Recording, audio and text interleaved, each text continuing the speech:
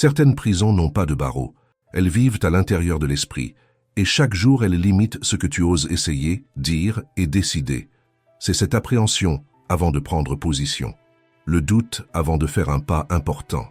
La peur de se tromper, d'être jugé, de perdre. Pendant que tu obéis à chaque insécurité, ta vie passe devant tes yeux sans que tu avances. Les rêves deviennent des excuses. Les projets deviennent des reports. Et le potentiel que tu sens en toi est peu à peu étouffé par la frustration. Les stoïciens enseignaient déjà quelque chose de puissant. L'esprit doit être entraîné, comme on entraîne le corps. Quand tu n'apprends pas à faire face à la peur, elle commence à choisir à ta place. Mais quand tu apprends à la traverser, tu te libères vraiment.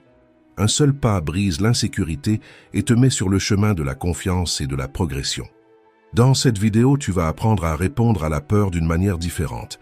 Pas avec impulsivité, ni en essayant de l'ignorer, mais avec une discipline mentale appliquée à la vie réelle, au travail, aux décisions et aux situations du quotidien.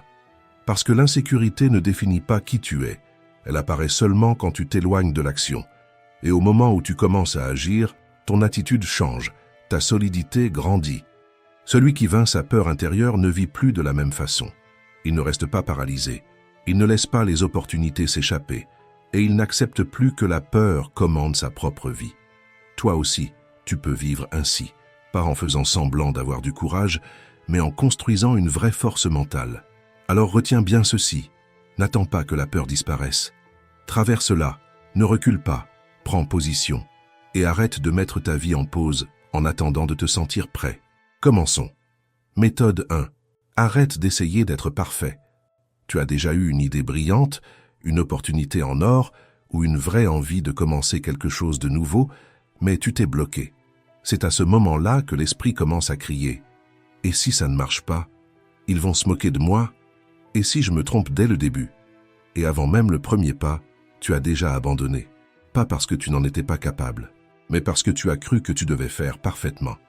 Essayer d'être parfait ressemble à de la force, mais en pratique, c'est le plus grand des blocages.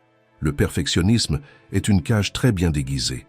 À l'extérieur, ça ressemble à de l'exigence. À l'intérieur, c'est la peur qui te demande de ne pas bouger. Les stoïciens ne cherchaient pas la perfection. Épictète posait une question beaucoup plus honnête. As-tu progressé? Parce que la perfection paralyse. Le progrès libère. Quand tu crois que tu ne peux agir que lorsque tu te sentiras prêt, confiant et impeccable, tu repousses ta propre vie. Et cette attente d'un moment idéal qui n'arrive jamais vole peu à peu ton temps, ton énergie et ta confiance. L'esprit commence à peser. Je devrais aller mieux. Je dois faire les choses correctement. Je dois assurer. Comme s'il existait un manuel invisible, exigeant que tu sois toujours fort, toujours calme, toujours dans le juste. Mais personne ne vit comme ça. Et personne n'a jamais vécu comme ça. Sénèque disait quelque chose de très direct. Celui qui se préoccupe trop de vivre mieux finit par ne pas vivre. Pense au domaine de ta vie où cela se produit sans que tu t'en rendes compte. Dans la santé, tu ne commences pas à prendre soin de toi parce que tu crois qu'il te faut les bonnes chaussures, t'inscrire dans la salle de sport la plus fréquentée, avoir la routine parfaite, t'entraîner 6 fois par semaine. Pendant ce temps, une simple marche, 3 exercices à la maison ou 15 minutes de mouvement changerait déjà ta journée. Mais tu ne le fais pas, parce que ça ne semble pas suffisant. Dans la vie financière, tu n'organises pas les bases, parce que tu crois ne pas encore en savoir assez. Tu ne comprends pas tout sur les investissements, les intérêts, les fonds. Alors tu préfères ne rien toucher. Et le résultat est de rester au même endroit, non par manque de capacité, mais par peur de commencer imparfaitement. Dans les relations, tu avales ce que tu ressens parce que tu as peur de ne pas le dire de la bonne manière, de créer un conflit, de paraître excessif. Et en essayant trop de bien faire, tu finis par te taire. Et pendant que tu essaies d'être impeccable, la vie passe. Le but principal du stoïcisme n'est pas d'être parfait, c'est d'être libre. Libre de la peur de se tromper. Libre des attentes des autres. Libre du besoin de prouver quelque chose. Tu n'es pas ici pour jouer une version idéalisée de toi-même. Tu es ici pour vivre, apprendre et grandir, même en tremblant. Alors respire. Regarde-toi avec un peu plus d'honnêteté et demande-toi, est-ce que je cherche le progrès ou est-ce que j'essaie de paraître impeccable? si c'est le progrès continu, même en trébuchant, même en te trompant, même loin de l'idéal. Parce que c'est cela qui construit une vraie confiance. Avoir confiance en soi, ce n'est pas croire que l'on va toujours réussir. C'est savoir que, même en échouant, on ne s'abandonne pas. C'est savoir qu'on essaie encore. C'est sentir que l'on peut compter sur soi dans les moments difficiles. Quand tu construis ce type de confiance en toi, quelque chose change. Tu t'expliques moins, tu avances avec plus de calme et tu arrêtes de dépendre autant de l'approbation des autres. La pratique stoïcienne d'aujourd'hui est simple et directe. Fais ce que tu peux, avec ce que tu as, de la manière dont tu peux, puis améliore. Et chaque fois que la peur de l'imperfection essaiera de t'arrêter, rappelle-toi ceci. Le fait vaut plus que le parfait.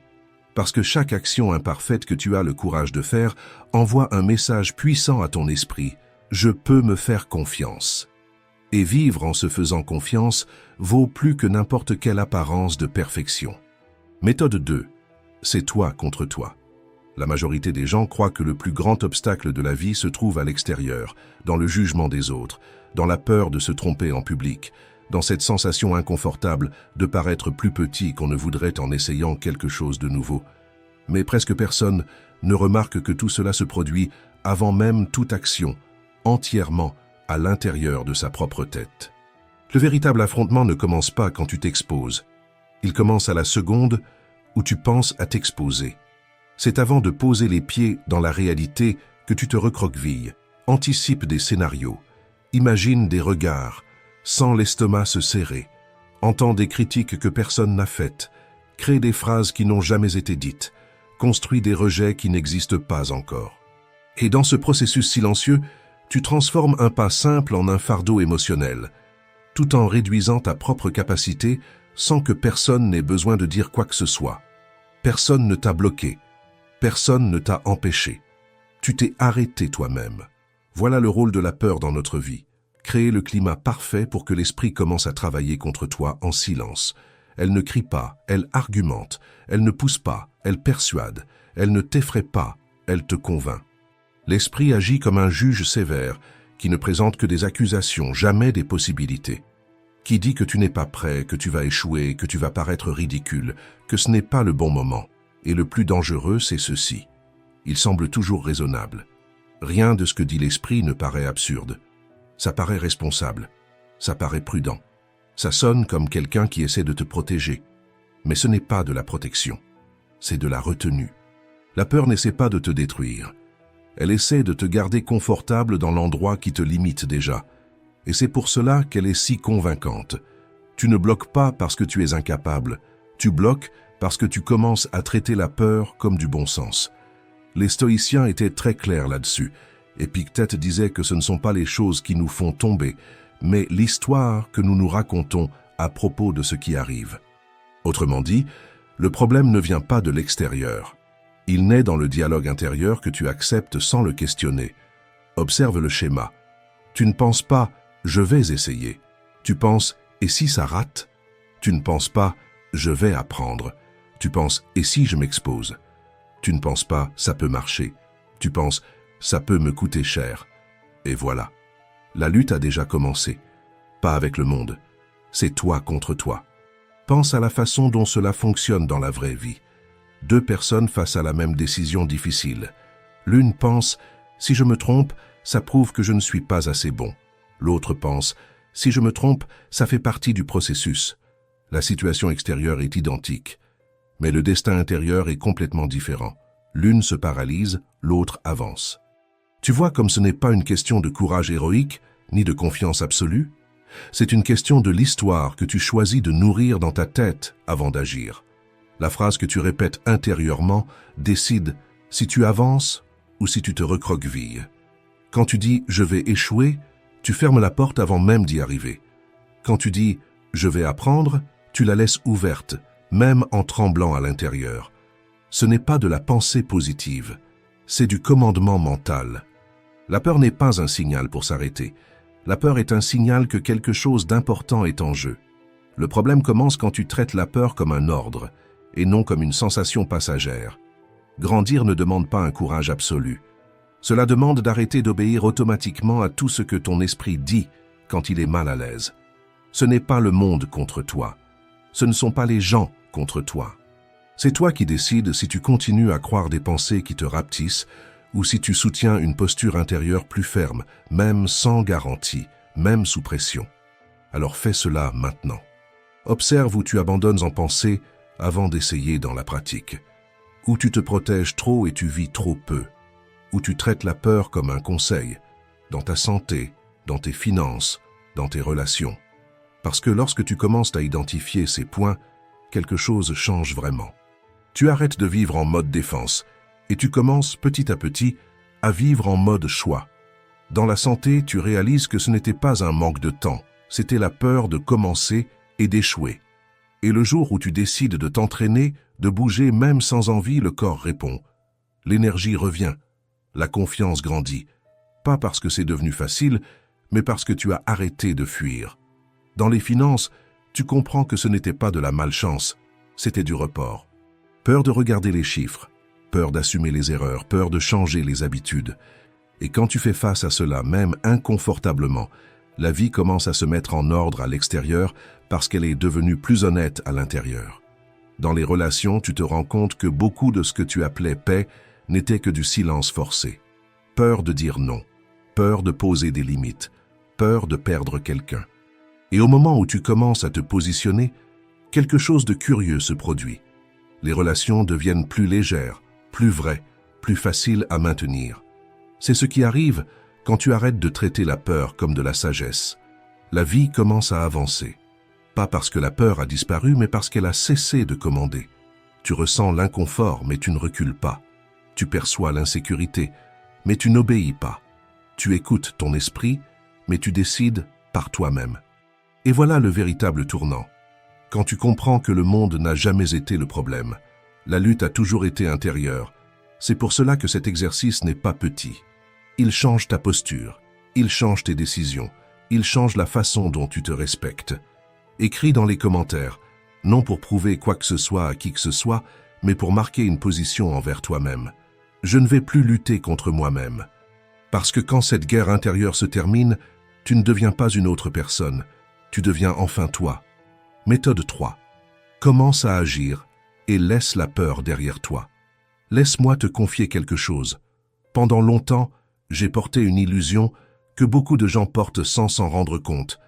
L'idée que tout le monde autour avançait avec clarté, sécurité et confiance, tandis que moi seul semblais bloqué. Mais ce n'est pas vrai. La majorité des gens ont peur. La différence, c'est que certains agissent malgré la peur, et d'autres attendent que la peur disparaisse. Et elle ne disparaît pas. Tout être humain ressent la peur. Tout être vivant ressent la peur. La peur n'est pas un défaut chez toi. C'est un mécanisme de survie basique. Le problème n'est pas de ressentir la peur. Le problème est d'éviter tout ce qui te fait peur. Quand tu évites, quelque chose de dangereux se produit à l'intérieur. Tu apprends à ton système nerveux que la peur signifie un danger réel. Et petit à petit, ton monde commence à rétrécir. Tu parles moins, tu risques moins, tu t'exposes moins. Tu choisis des chemins de plus en plus petits pour ne pas ressentir l'inconfort. La peur ne te poursuit pas, elle apprend de toi. Si chaque fois qu'elle apparaît tu recules, elle comprend le message. C'est dangereux. Évite. Et elle commence à te protéger en te limitant. Les stoïciens le savaient déjà, même sans lui donner un nom technique. Épictète enseignait que ce ne sont pas les choses qui nous blessent, mais la manière dont nous réagissons à elles. Réagir toujours par la fuite transforme la peur en geôlier. Regarde maintenant comment cela apparaît dans la vie réelle. Dans la vie professionnelle, tu ne te positionnes pas, tu ne demandes pas, tu n'essaies rien de nouveau, parce que tu ne te sens pas encore prêt. Et plus le temps passe, plus parler semble difficile. La même chose se produit dans ta vie sociale. Tu évites les conversations, les invitations, les petites expositions. Et ensuite, tu te demandes pourquoi tu te sens à part. Et le coût est élevé. Ce n'est pas seulement des opportunités perdues, c'est une identité rétrécie. La peur n'est pas un signal de « stop ». La peur est un signal de « c'est nouveau ». C'est incertain. Ça peut mal tourner. Et c'est normal. Il n'y a rien de mal à cela. L'erreur commence quand tu traites ce message comme un ordre. La seule façon d'enseigner à ton cerveau que tu es en sécurité n'est pas de trop réfléchir, c'est d'agir. L'action n'élimine pas la peur sur le champ, elle la remet à sa place. Quand tu agis, même avec la voix qui tremble, même en étant incertain, quelque chose change. La peur perd son autorité. Tu apprends, dans la pratique, que tu peux ressentir la peur et continuer quand même. C'est ainsi que se construisent les personnes confiantes, non pas parce qu'elles ne ressentent pas la peur, mais parce qu'elles ne s'arrêtent pas à cause d'elle. Pour changer ta perspective, il ne faut pas quelque chose de grand, il faut quelque chose de réel, une conversation que tu évites, une attitude simple que tu repousses toujours, un petit pas, mais concret. Chacune de ces actions envoie un message clair à ton esprit. Je suis aux commandes, je peux gérer. Je n'ai pas besoin de fuir. Et petit à petit, ton monde commence à grandir de nouveau. Ta posture change, ta voix revient, ta présence s'affirme, et cela se remarque. Les gens perçoivent que tu as cessé de demander la permission pour vivre avec clarté. Celui qui agit malgré la peur envoie un message silencieux. Je me fais confiance. Et cette confiance change ton comportement. Tu choisis mieux. Tu tolères moins ce qui te fait du mal. Tu recules moins devant la vie. Et tu commences à vivre avec plus de vérité, moins d'anxiété et moins de regrets. Ce n'est pas l'absence de peur, c'est l'autorité sur elle. La pratique stoïcienne d'aujourd'hui est simple. Fais quelque chose que tu évites par peur, même si c'est petit. Une conversation, une décision, une action que tu sais devoir prendre. Pas pour prouver quoi que ce soit à qui que ce soit, mais pour t'enseigner à toi-même que tu n'es pas l'otage de tes propres sensations. Et quand la peur apparaît, rappelle-toi ceci. Elle n'est pas venue pour t'arrêter. Elle est venue pour te tester. Et si cette idée t'a parlé, laisse dans les commentaires. J'agis, même avec la peur. Parce que chaque fois que tu agis, la peur reste derrière toi et toi tu avances. Méthode 4. Le passé n'a plus besoin de peser sur ta vie. Il y a des gens qui portent le passé comme un sac à dos rempli de pierres. Ils avancent dans la vie avec le poids de tout ce qu'ils ont déjà vécu. Rejet, échec, abus, perte, humiliation. Et le pire, c'est que bien souvent, ils ne se rendent même pas compte à quel point tout cela façonne chaque choix, chaque réaction, chaque croyance sur eux-mêmes. Tu commences à éviter certains chemins parce que l'un d'eux t'a déjà fait mal. Tu commences à te méfier de chaque compliment parce qu'un jour, quelqu'un t'a trompé. Tu commences à te saboter parce que là-bas, dans le passé, quelqu'un t'a convaincu que tu ne méritais pas de gagner. Mais voici une vérité dure et en même temps libératrice. Ce qui t'a blessé dans le passé n'a plus besoin de commander ta vie dans le présent. Oui, le traumatisme a existé. Oui, la douleur a été réelle. Mais tu n'as plus besoin de vivre en réaction à ce qui est déjà passé. Tu n'es plus là-bas. Tu es déjà quelqu'un d'autre. Faulkner écrivait « Aie peur, tu ne peux pas l'éviter. Mais ne vis pas dans la peur. La peur peut frapper à la porte, mais c'est toi qui décides si elle entre et prend le contrôle de la maison. » Les stoïciens le savaient. Ils enseignaient que le passé n'est plus sous ton pouvoir. Ce qu'il est, c'est ta réponse, ta posture, ton prochain pas. Marc Aurèle disait « La vie est un pont étroit. L'important est de ne pas avoir peur. Parce que la peur paralyse, la culpabilité rend malade, et la douleur mal guérie se transforme en abandon de soi. Mais rien, absolument rien de ce qui t'est arrivé n'est trop grand pour ne pas être dépassé. Aucune perte financière, aucun abandon, aucune enfance difficile, aucune fin douloureuse de relation ne définit ton destin, sauf si tu le permets. À partir d'aujourd'hui, tu peux arrêter de revivre ce qui t'a blessé et commencer à construire ce qui te renforce. La pratique stoïcienne est simple, mais elle demande du courage. Au lieu de répéter « ça m'a brisé », répète « ça m'a appris ». Au lieu de te demander « pourquoi est-ce que cela m'est arrivé ?» demande-toi « qu'est-ce que je peux faire avec ça maintenant ?» Le passé ne va pas changer. Mais la façon dont il t'affecte, oui. Et cela change tout. Si cette leçon a touché quelque chose en toi, va maintenant dans les commentaires et écris « Aujourd'hui, je marche léger ». Parce que chaque fois que tu choisis la légèreté à la place de la culpabilité, tu ouvres de l'espace pour un avenir qui n'a pas besoin de répéter la douleur de ton passé. Méthode 5. Entraîne ton esprit à agir avec confiance. Laisse-moi te dire quelque chose de façon directe. Beaucoup des erreurs les plus coûteuses de ma vie ne sont pas arrivées par manque de capacité. Elles sont arrivées parce que, par peur, j'ai laissé d'autres personnes décider à ma place. Quand tu hésites trop, quelqu'un occupe l'espace. Quand tu tardes à répondre, quelqu'un répond pour toi. Quand tu ne tiens pas ta position, quelqu'un choisit à ta place. Et presque personne ne s'en rend compte sur le moment. Parce que la peur n'arrive pas en disant « je vais te nuire ». Elle arrive en te faisant trop réfléchir, sauf que trop réfléchir, dans ces moments-là, ce n'est pas de la prudence. C'est une fuite déguisée. La confiance ne naît pas prête. Elle s'entraîne dans la réaction. Il existe un schéma simple qui change tout. Quand la peur apparaît, le temps joue contre toi. Si tu donnes trop d'espace à l'esprit pour négocier, il te convainc de ne pas agir. C'est pour cela qu'il existe une règle pratique si puissante. Agir avant que la peur n'organise un discours convaincant. Tu ressens l'élan? Compte mentalement. 5, 4, 3, 2, 1 et fais-le.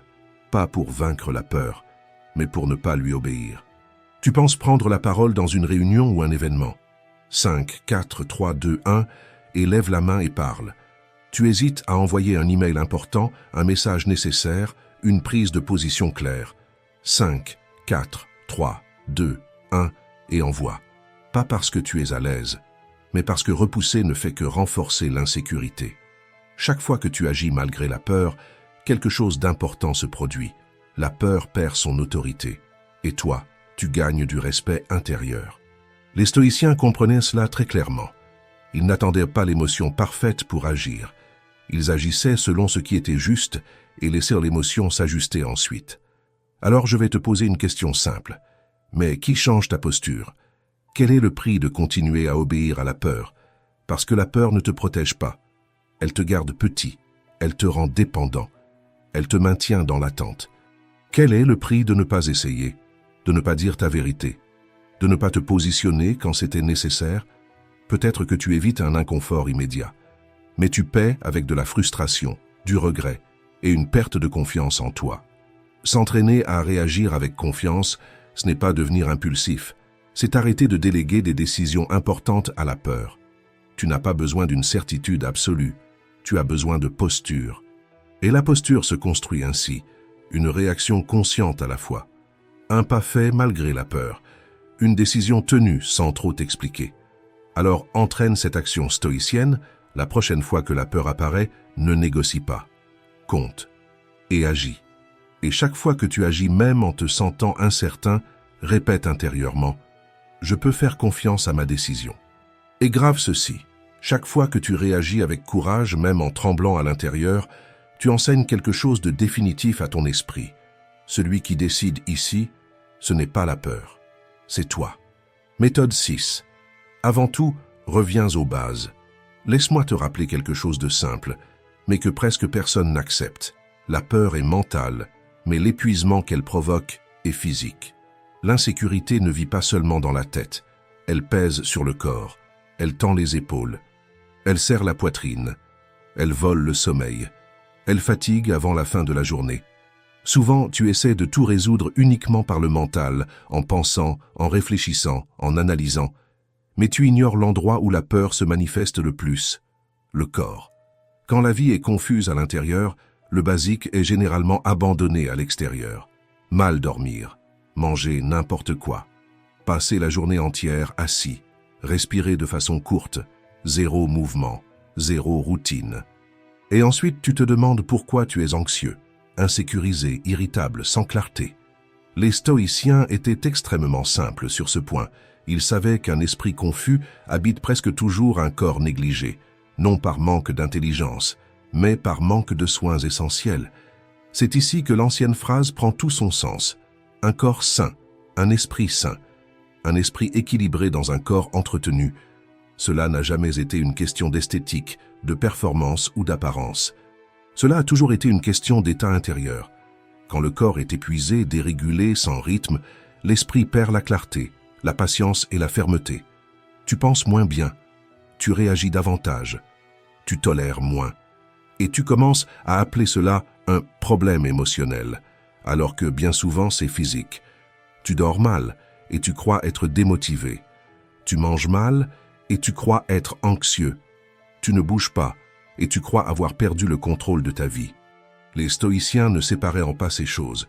Pour eux, le corps et l'esprit formaient un seul système. C'est pour cela qu'ils ne commençaient pas par de grandes idées. Ils commençaient par les bases. Tu n'as pas besoin d'un plan sophistiqué. Tu as besoin de revenir au sol, mieux dormir, boire plus d'eau, bouger le corps chaque jour, même un peu, manger avec plus d'attention, pas avec de la culpabilité. Ces petits gestes font quelque chose de puissant. Ils disent à ton système nerveux, tout est sous contrôle maintenant. Et quand le corps reçoit ce message, l'esprit arrête de crier. Beaucoup de gens essaient de fuir l'insécurité et l'anxiété en cherchant des raccourcis. L'alcool pour se détendre, l'excès de stimulation pour se distraire, n'importe quoi pour ne pas ressentir. Mais cela ne fait que repousser le problème. Ce qui anesthésie aujourd'hui se paie demain. Quand tu prends soin des bases, quelque chose change silencieusement. Le corps ralentit, la respiration s'approfondit et l'esprit suit. Tu ne deviens pas invincible, mais tu deviens plus stable. Et la stabilité est déjà la moitié de la force émotionnelle. Réfléchis avec moi. Combien de crises commencent après des nuits mal dormies? Combien de mauvaises décisions surgissent quand le corps est épuisé?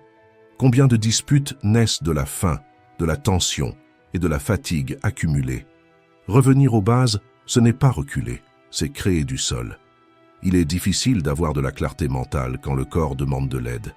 Il est difficile d'affronter la peur quand tu vis dans un épuisement constant.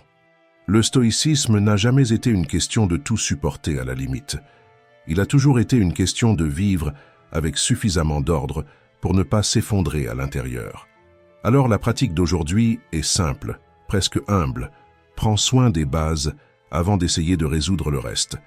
Dors un peu mieux aujourd'hui, marche quelques minutes, mange avec plus d'attention.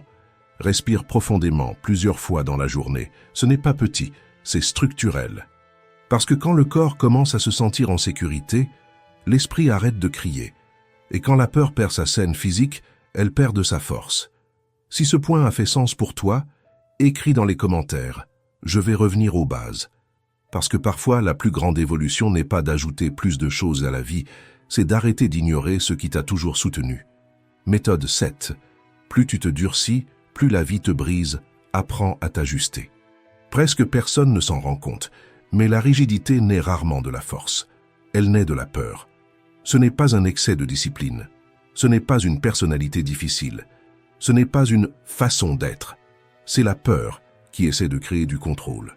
Quand tu sens que quelque chose peut t'échapper, l'esprit réagit de la seule manière qu'il connaît, en serrant tout. Les pensées, les routines, les opinions, les attentes. Tu te durcis à l'intérieur pour ne pas ressentir l'inconfort de ne pas savoir ce qui vient ensuite. Et pendant quelques instants, ça fonctionne. Quand tu restes uniquement dans ce que tu connais déjà, dans ce que tu maîtrises, dans ce qui semble prévisible, la peur baisse le ton. Non pas parce qu'elle a été résolue, mais parce que tu as cessé de toucher au point qui l'active. La rigidité devient un accord silencieux avec la peur. Je ne m'expose pas, et toi tu ne m'effraies pas. Sauf que cet accord n'apporte pas la paix. Il apporte le rétrécissement. Petit à petit, tu commences à confondre contrôle et sécurité. Tu confonds routine et stabilité. Tu confonds rigidité et maturité émotionnelle. Mais ce qui se passe réellement est plus simple et plus dur. Tu arrêtes de grandir pour ne pas te sentir inconfortable. Ce n'est pas de la force, c'est une autoprotection excessive. Et chaque fois que tu choisis de trop te protéger, une partie de ta vie devient plus petite. Plus petite à l'intérieur, avant de devenir plus petite à l'extérieur. Tu te rétrécis, tu réduis tes attentes, tu évites les confrontations, tu baisses le plafond de ce que tu crois pouvoir supporter. Jusqu'au jour où la vie change sans demander la permission.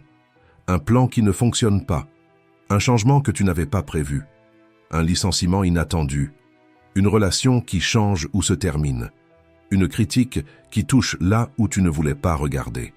Et là, ceux qui vivent de manière rigide souffrent davantage, pas parce que le problème est plus grand, mais parce qu'ils ne savent pas s'ajuster.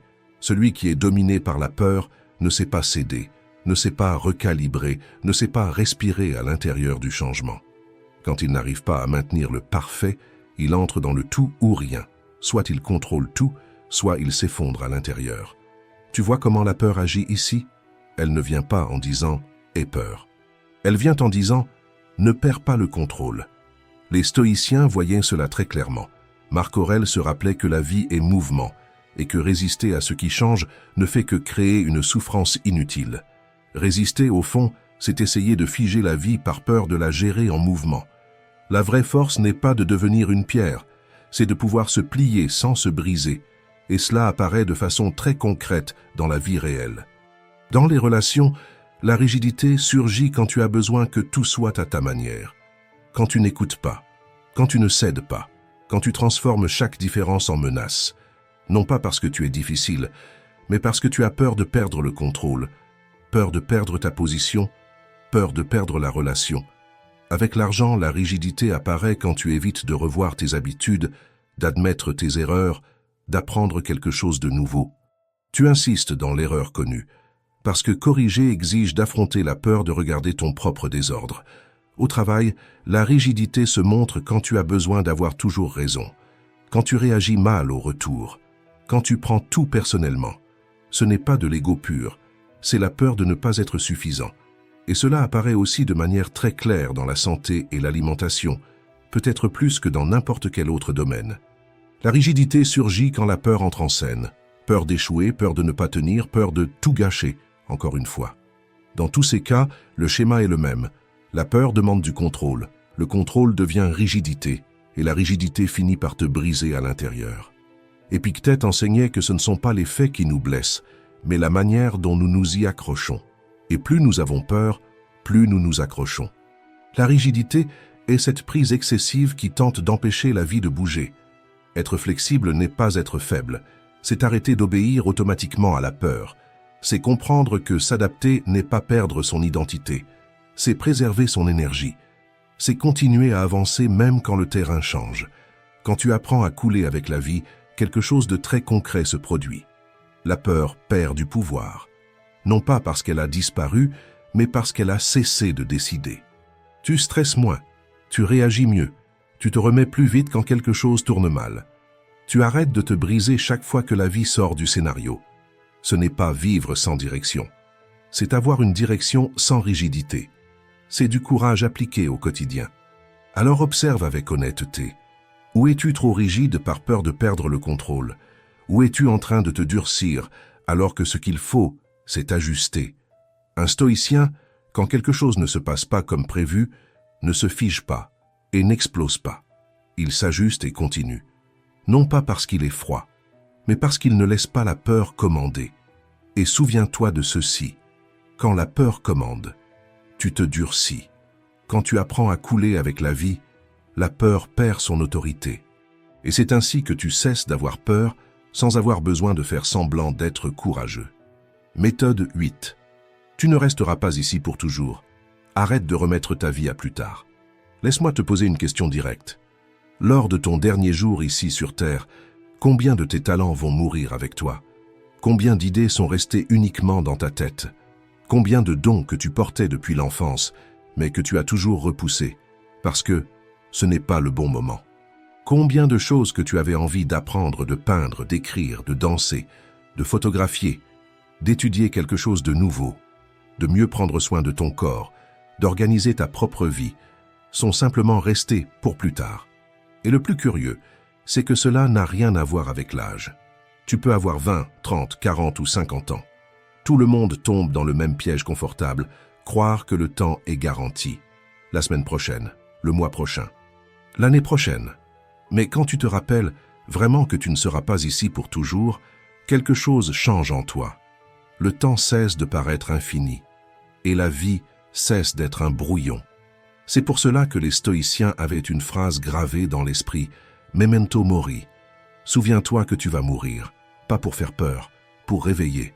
Marc Aurèle a écrit quelque chose qui fait mal justement parce que c'est vrai. Tu pourrais quitter la vie dès maintenant.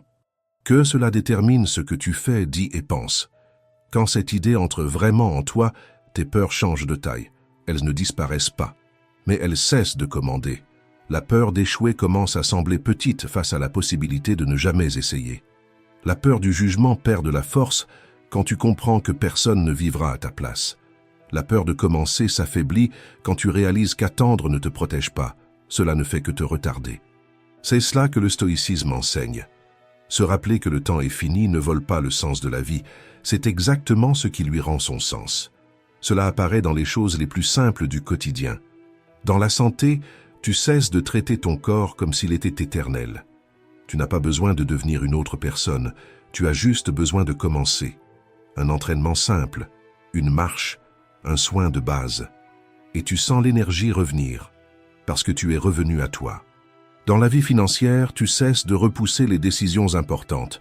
Tu regardes les chiffres, tu organises l'essentiel, tu prends le contrôle.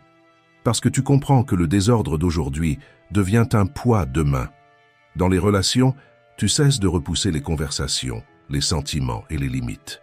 Tu commences à dire ce que tu ressens tant qu'il est encore temps. Parce que tu comprends que le temps mal vécu ne revient pas. Tu vois, se rappeler que le temps est fini ne te rend pas anxieux. Cela te rend présent. Tu sors du brouillon et tu comprends que chaque jour est un choix, agir ou gaspiller. Si Memento Mori t'a aussi réveillé, tu n'as pas besoin de changer le monde aujourd'hui. Tu n'as pas besoin de faire quelque chose de radical. Tu n'as pas besoin de tout quitter ni de sauter d'une falaise. Il suffit de faire un pas en avant, avec la peur, incertain, tremblant. Parce qu'à chaque fois que tu fais ce pas, même petit, quelque chose change. La peur perd de l'espace, et toi, tu gagnes de la vie. Chaque action réelle affaiblit l'illusion de l'insécurité. Chaque choix conscient renforce ta présence. Et chaque rappel de la mort, quand il est bien compris, devient une invitation urgente à mieux vivre maintenant. Alors la pratique stoïcienne d'aujourd'hui est simple, mais définitive. Fais quelque chose que ta version future te remerciera de ne pas avoir repoussé. Cela peut être commencer une formation, envoyer un message important, lancer un projet, changer une petite habitude. Mais fais-le, parce que la vie ne garantit pas de délai. Le temps n'attend personne, et tu ne seras pas ici pour toujours. L'insécurité ne domine que la vie de ceux qui ont oublié que la vie est courte. Si tu regardes honnêtement tout ce que nous avons parcouru ici, tu verras un schéma simple. La peur n'a jamais essayé de te détruire. Elle a seulement essayé de te contrôler. Parfois en te faisant fuir, parfois en te durcissant, parfois en te convainquant d'attendre, de trop te protéger, de ne pas t'exposer. Et plus tu lui as obéi, plus ta vie est devenue petite. Ce qui change, ce n'est pas l'absence de peur, c'est ta posture face à elle. Quand tu agis même en étant inquiet, quand tu acceptes de te tromper, quand tu te rappelles que le temps est court, quand tu prends soin de l'essentiel, quand tu apprends à t'ajuster au lieu de te durcir, la peur perd son poste. Elle continue d'exister, mais elle cesse de décider pour toi. C'est là que la vie commence à se débloquer. Tu ne deviens pas quelqu'un d'intrépide, tu deviens quelqu'un de présent, quelqu'un qui ne s'abandonne pas face à l'inconfort, quelqu'un qui cesse de vivre en mode défense et commence à vivre en mode choix. Et cela change ta posture, tes relations, tes décisions et surtout le respect que tu as pour toi-même. Alors ne garde pas cette vidéo comme une simple réflexion, utilise-la comme référence. Observe où la peur commande encore, où tu te durcis, repousses, fuis ou te protèges trop. Et commence petit, mais commence en conscience. Parce que ne plus avoir peur ne signifie pas devenir un héros. Cela signifie arrêter de laisser la peur décider de ta vie à ta place. Et si cette vidéo t'a mis en mouvement, écris dans les commentaires « Aujourd'hui, j'arrête de me protéger et je commence à vivre ». Et ensuite, agis, même avec la peur. Si cette vidéo t'a aidé à voir les choses sous un nouvel angle, laisse ton like, abonne-toi, commente et partage. Ici, nous continuons à nous renforcer et à apprendre. Merci d'avoir regardé.